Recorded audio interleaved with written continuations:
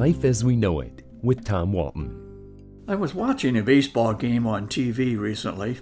I do that a lot in the summertime, when a beautiful image of the moon filled the screen.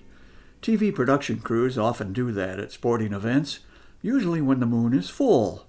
Few things are as beautiful as a full moon, viewed up close with a telescope or a powerful television camera on a clear night. This time, however, the moon was not full. It was in what the astronomers call the waxing crescent phase of its cycle. And on this particular night, only a crescent-shaped slice on the right side was well lit and easily viewable.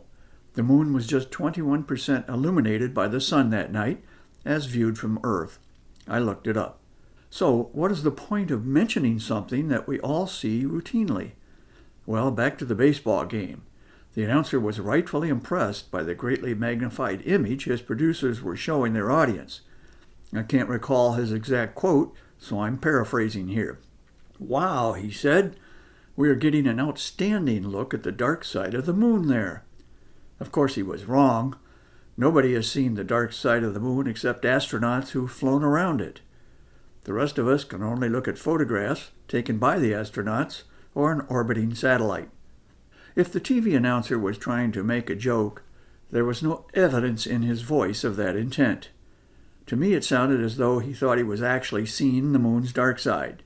It's possible he was absent the day in high school science class when it was explained that the moon, while it does rotate, does not do so at the same rate the Earth does. The moon orbits the Earth once every 27.3 days. It also takes roughly 27 days for the moon to rotate once on its axis. Consequently, the moon does not seem to be spinning at all, but appears from Earth to float through space, almost perfectly still. Scientists call that synchronous rotation. I didn't know that. I learned something new. I also learned something that should have been obvious to me. The dark side of the moon is only dark to us on Earth. When the moon is between the Earth and the sun, during what is called the new moon, the backside of the moon is fully bathed in sunlight. Here's another fun fact about the moon. It's bigger than Pluto, which a few years ago got downgraded from planet status to dwarf planet. Some scientists think the moon, at roughly 1/4 the diameter of Earth, is itself more planet than moon. Finally, I'll bet our baseball announcer didn't know this either. The moon is drifting away from us at the rate of about 3.8 centimeters a year. Don't be alarmed, that's only about 1.5 inches. Researchers say that when the moon was formed, it was just 14,000 miles from Earth.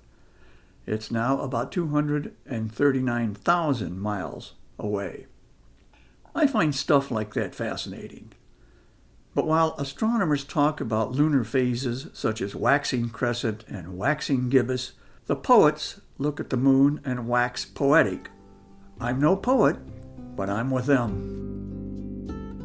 Life as We Know It is written and hosted by Tom Walton and is a production of WGTE Public Media.